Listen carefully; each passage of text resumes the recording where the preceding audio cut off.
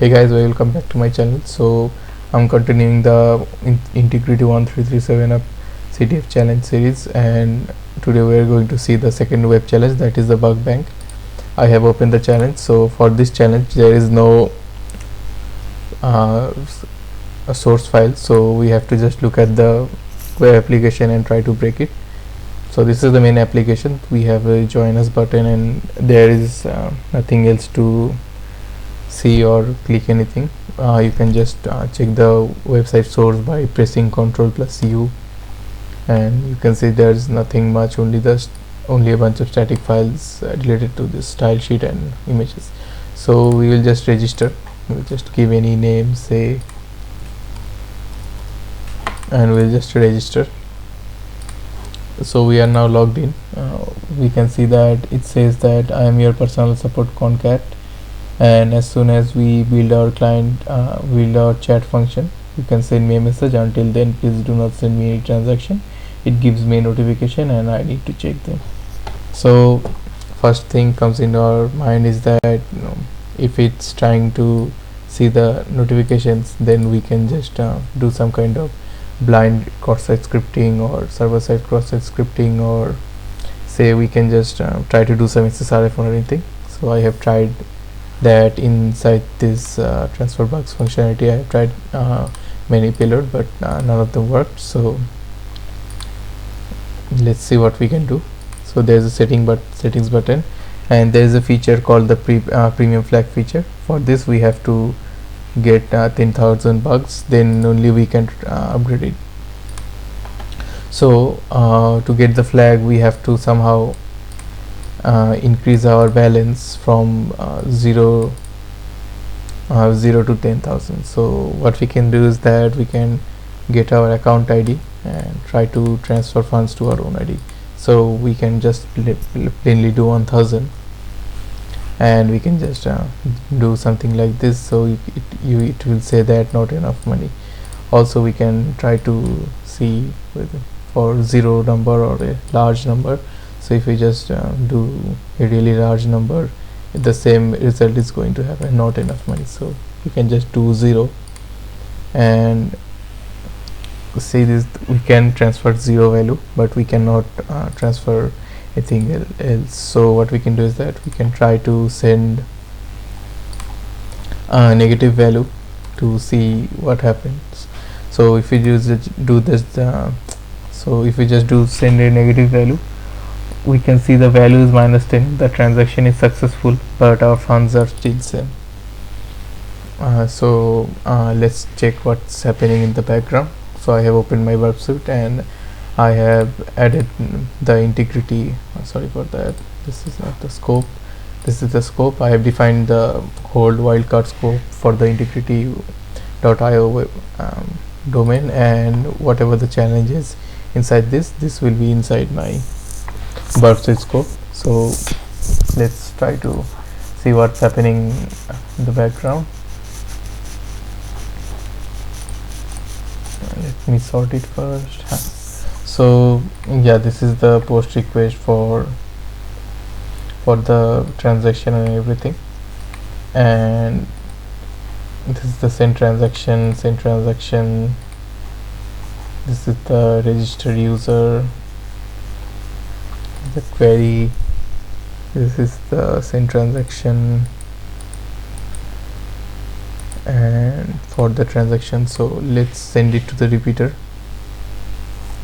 And by saying this, the query user function, the first thing came in my mind is that if I can just try to make it from user to admin, or maybe just I can try to read other people's ID, but none of them were successful. I tried to also tamper with the response from the server and see how the web application responds. So you can just make the intercept on, and just try to do something like this. Say transfer this from the account ID, say 10,000, and something description, and just intercept on and try to transfer it.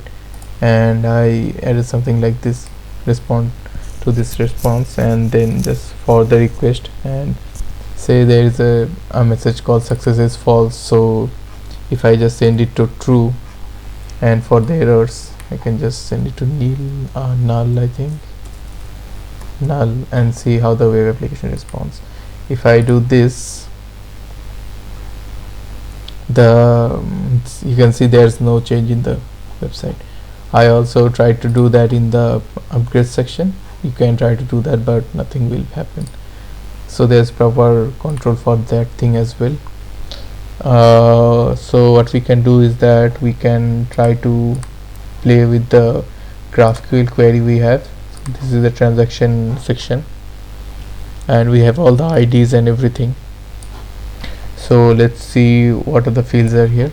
So you can just use Sublime Text to see it properly, or you can just, I think there's a extension in Burp Suite as well for GraphQL queries. I will just use the normal Sublime Text, and I will just replace all the new lines with a proper new line.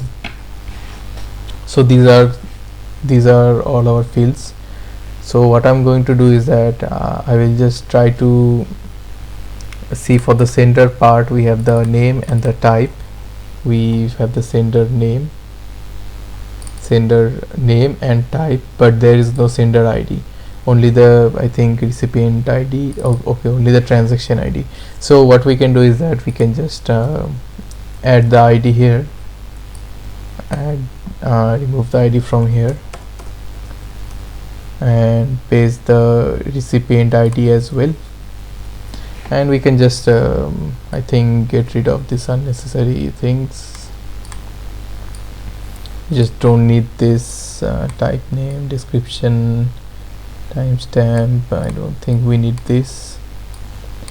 We need this. We don't need the success errors. And we can do this. Say we will just replace the new line with the new line character.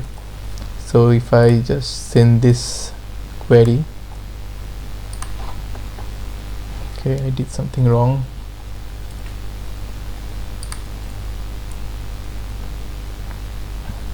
Okay, I will just try to send this one in.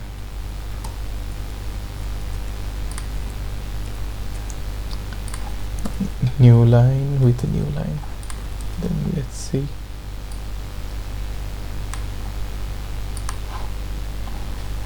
Okay, did I break the query? I think there is a GraphQL should be there. GraphQL.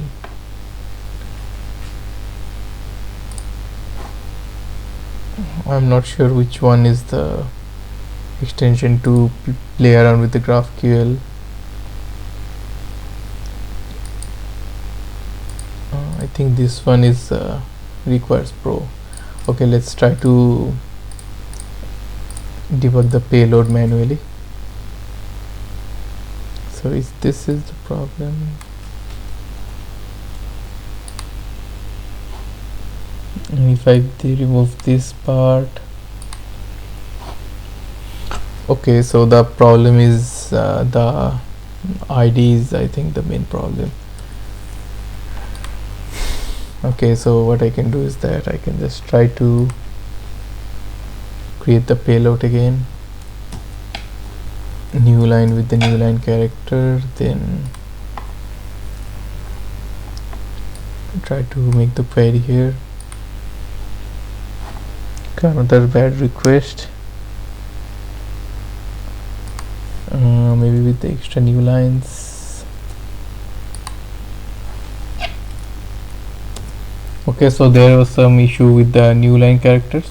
So I have finally fixed the new line characters, and we can see that here is the all the response we have. So we have the ID sec part now. So this is the main ID. This is the ID of of the sender. So this is the this is the ID of this account. This is the ID of this account. So you can see these two IDs are same because these two transactions were same for the same account, this account. and there is another transaction, that is the personal account, and you can see that there is a 2600 26,343.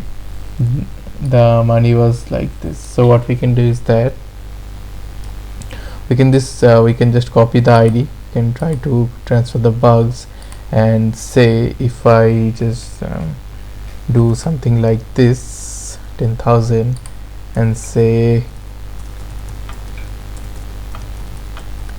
and if I just make the transfer, so see, we have the 1000 bucks. So if I just send it again, this should be reduced. See, this one is now reduced.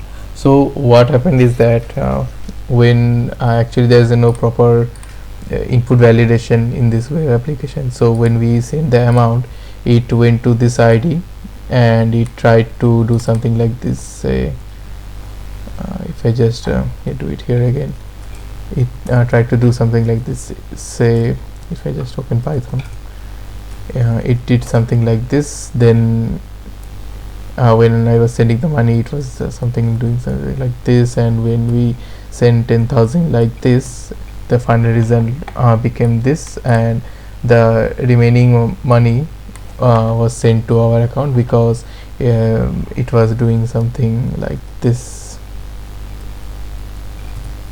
So sorry for that, 10,000. So this results 1,000 bucks credited to our account, and because of this improper input validation, the amount got deducted from the recipient address.